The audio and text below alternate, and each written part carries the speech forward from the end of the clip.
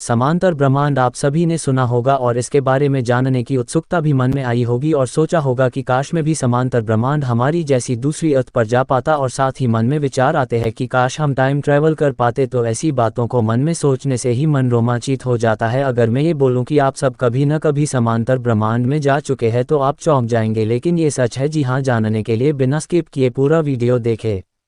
Hello दोस्तों, आपका स्वागत है आपके अपने चैनल फन फैक्ट नॉलेज में। शुरू करते हैं आज के टॉपिक के बारे में। जैसा कि हम सब के मन में कभी ना कभी इस दुनिया के रहस्य को जानने की इच्छा होती है और हमारी ये दुनिया रहस्यों से भरी है और ऐसा ही रहस्य है समांतर ब्रह्मांड।